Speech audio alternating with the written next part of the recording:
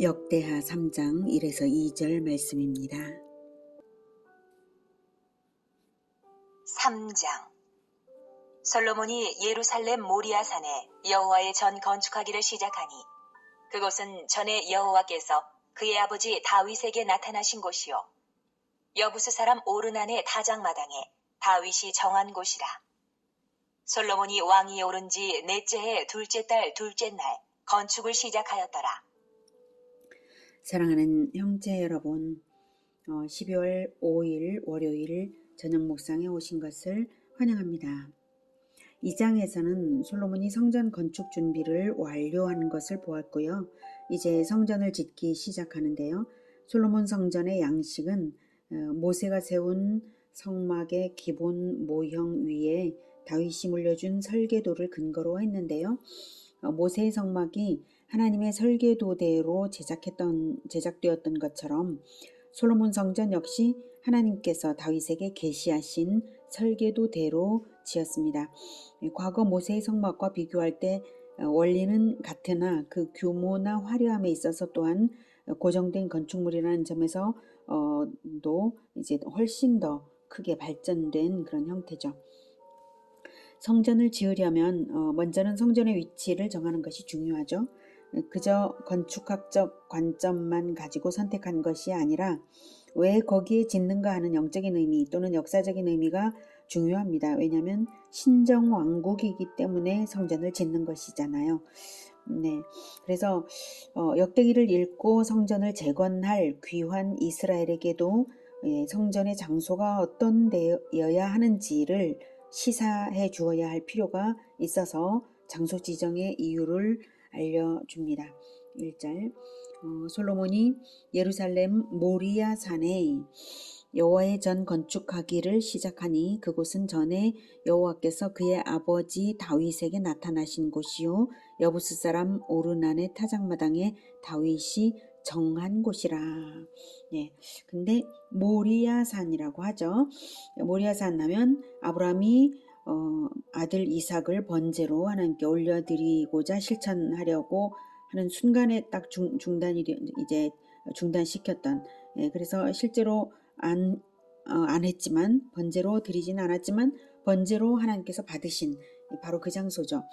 예, 아브라함과 다윗을 통하여서 하나님께서 예비하신 성전 터가 바로 거기였습니다. 동일한 장소에서 아브라함은 아들을 올려드렸고 바로 그 자리에서 다윗은 자기의 집을 치소서라고 자기의 후손을 올려드렸어요. 자, 성전은 하나님의 임재의 장소요 하나님과의 교제의 장소이므로 임마누엘로 임하신 우리 주 예수 그리스도를 예표합니다.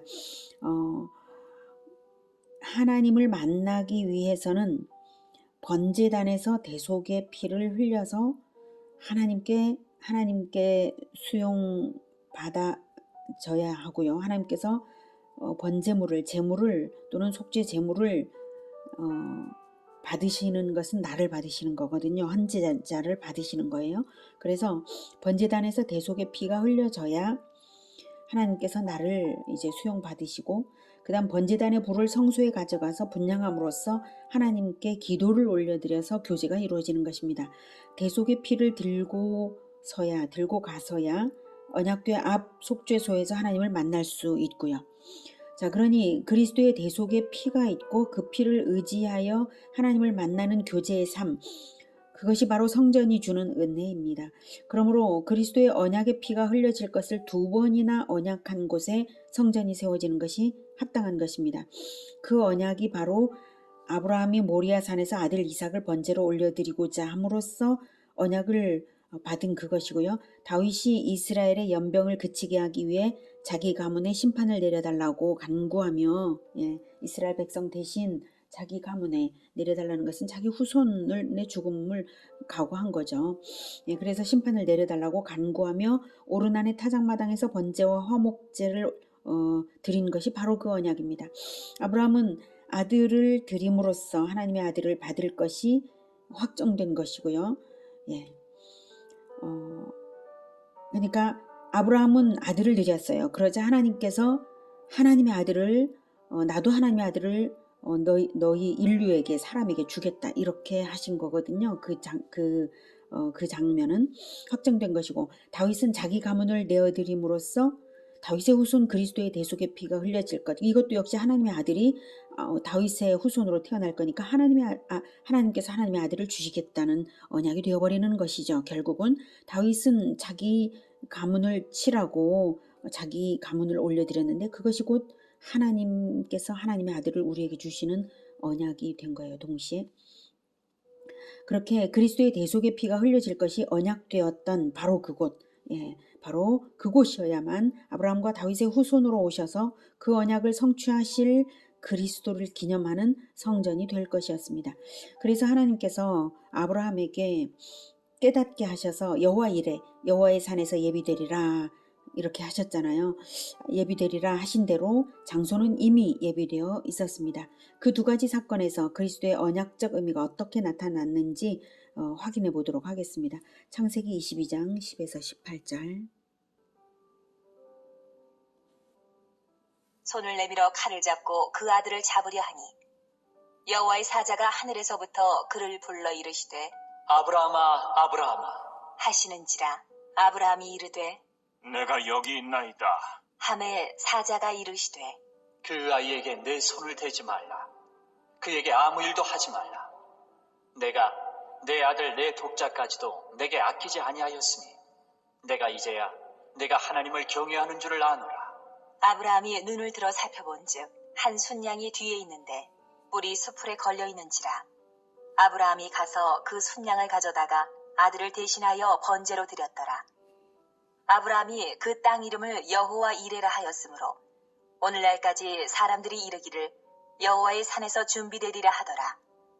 여호와의 사자가 하늘에서부터 두 번째 아브라함을 불러 이르시되 여호와께서 이르시기를 내가 나를 가리켜 맹세하노니 내가 이같이 행하여 내 아들 내 독자도 아끼지 아니하였은즉 내가 내게 큰 복을 주고 내 씨가 크게 번성하여 하늘의 별과 같고 바닷가의 모래와 같게 하리니 내 씨가 그 대적의 성문을 차지하리라. 또 내 씨로 말미암아 천하 만민이 복을 받으리니 이는 내가 나의 말을 준행하였음이니라 하셨다. 하니라. 네, 11절과 15절에서 11절에 여호와의 사자가 나오고요. 15절에 여호와의 사자가 나오죠. 이 여호와의 사자는 성육신 이전의 성자 예수님이십니다.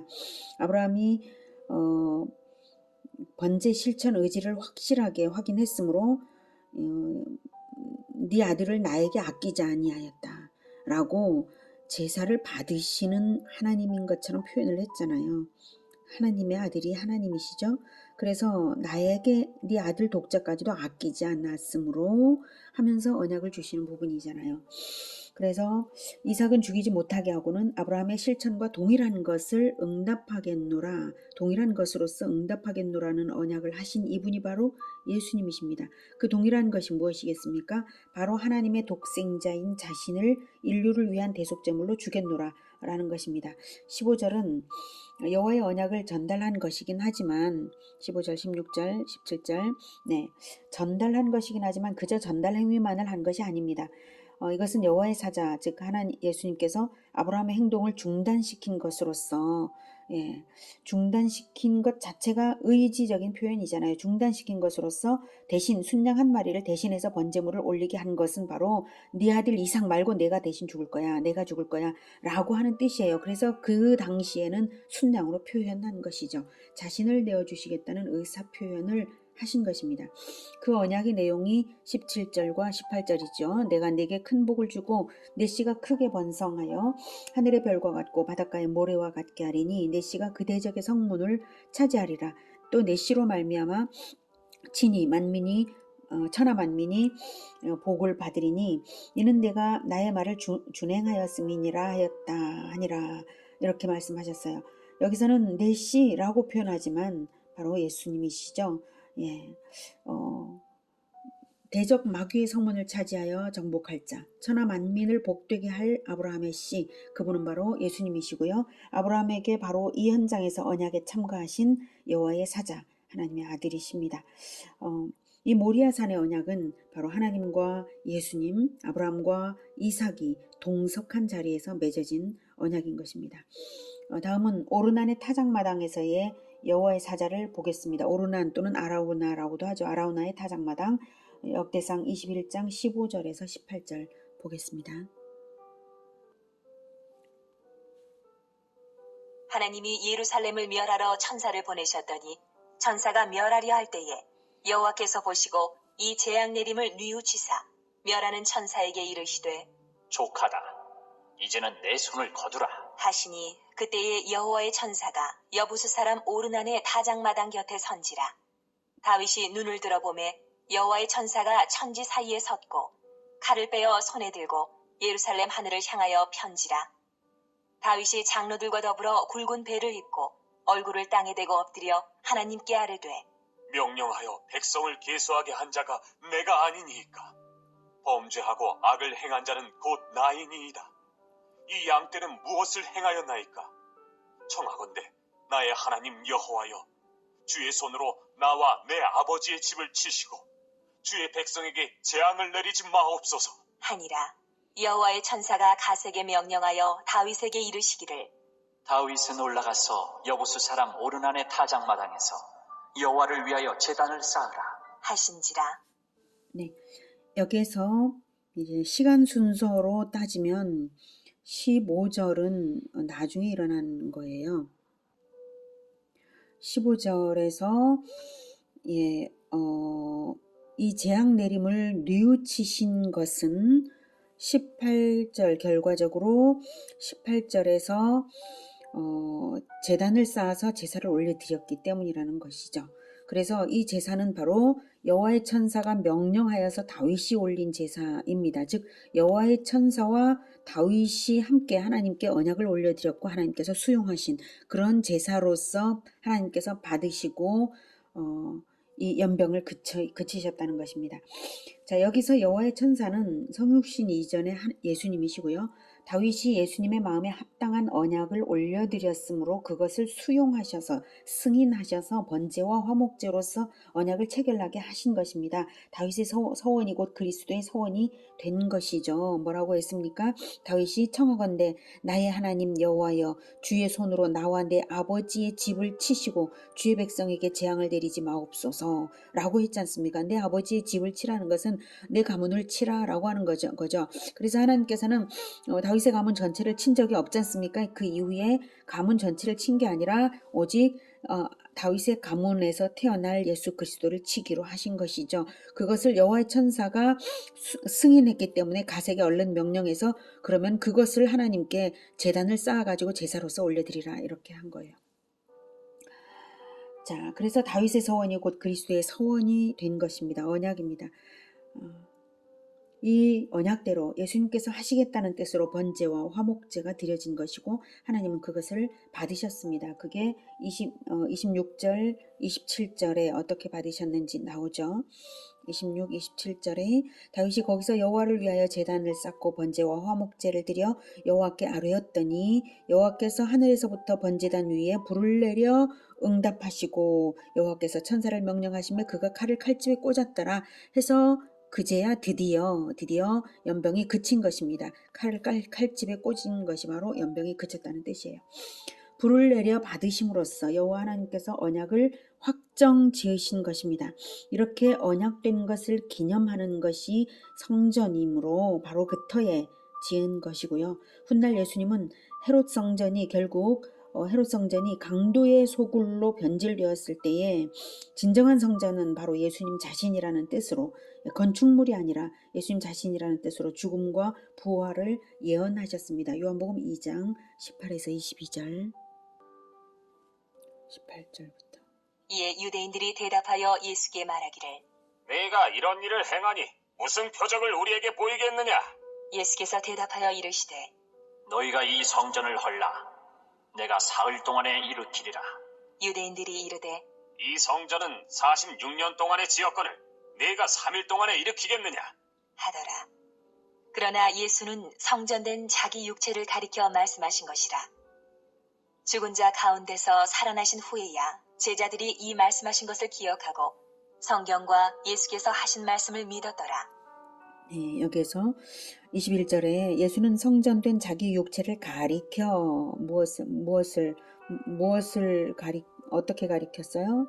자, 너희가 이 성전을 헐라는 것은 바로 예수님께서 자기 육체를 가리키면서 이 성전을 헐라라고 말씀을 하신 거예요. 너희들이 나를 죽인다 해도 나는 사흘 동안에 일어날 것이다. 이 뜻이죠. 그래서 부활을 예언하신 것인데 내가 진정한 성전이다. 저 건물이 성전이 아니다. 이런 뜻으로 저 성전 말고 이 성전을 헐라 이렇게 하신 거예요. 예, 가리키면서. 그런데 유대인들은 그것을 알아듣지를 못한 거죠. 이 성전은 자기들이 있는 그 건물을 가리키면서 이 성전은 46년 동안의 지역권을 네가 3일 동안에 일으키겠느냐 전혀 동문서답을 이제 하고 있는 거예요. 이렇게 해서 부활을 예언하신 말씀인 것을 나중에야 제자들이 깨닫고 기억하고 성경과 예수께서 하신 말씀을 믿었다라고 말하고 있습니다. 이렇게 예수님은 자신이 진정한 성전이심을 말씀하셨습니다. 자, 2절로도 들어가죠. 솔로몬이 왕위에 오른 지 넷째 해 둘째 달 둘째 날 건축을 시작하였더라. 아마도 솔로몬이 이제 즉위한 직후에 그렇게 성전 건축을 못한 것은 정치적 입지를 바로 잡아야 할 필요성 등으로 그렇게 된 것 같습니다. 그래서 준비를 거치면서 3년은 걸렸던 것이죠. 이제 드디어 성전 건축이 시작되는 이때야말로 이스라엘이 신정왕국의 양상을 의젓하게 갖추기 시작한 의미 있는 때라고 하겠습니다. 오늘은 언약대로 오셔서 대속의 피를 흘리심으로 언약의 요구를 다 이루실 그리스도를 기념하기에 합당한 장소로 신정왕국의 성전의 터를 하나님께서 예비하신 것을 확인해 보았습니다. 하나님께서는 오직 대속의 피를 뿌림 받아야만 만나주시고요. 그리고 성전에서 그 대속의 피 공로를 의지하여서 성소에서 하나님께 분향하듯이 기도를 올려드릴 때 그때 교제가 이루어지는 것입니다. 하나님과 바로 그렇게 교제하는 성전이 된다는 것을 그럼으로써 된다는 것을 장소를 통해서도 깨닫게 하셨습니다. 성전이 없는 지금은 예수님을 머릿돌로 하는 우리가 이제는 영원하고 진정한 성전이기에 오직 우리 주 그리스도를 따라서 대속의 피의 은혜에 흠뻑 젖어서 하나님께 날마다 영광을 올려드리며 교제하는 우리 모두가 되기를 기원합니다. 기도하겠습니다. 하나님, 우리와 너무나 교제하고 싶으셔서 하나님 아들의 피까지 흘리기를 그렇게 간절히 원하셨습니까? 그 오래전부터 준비하셔서 성전을 짓게 하시고 이제 마침내 영원한 성전을 우리를 통하여서 짓고 계시니 우리가 늘 하나님의 아들의 피에 젖어서 하나님께 기도하겠습니다. 우리의 기도를 들어주셔서 예수님의 언약이 우리를 통해서 다 이루어지게 하나님의 영광이 온 세상에 선포되게 주님 도와주시옵소서. 우리가 온전한 성전으로 지어져 갈 수 있도록 주님 우리를 사용하여 주시옵소서. 예수님의 이름으로 기도드립니다.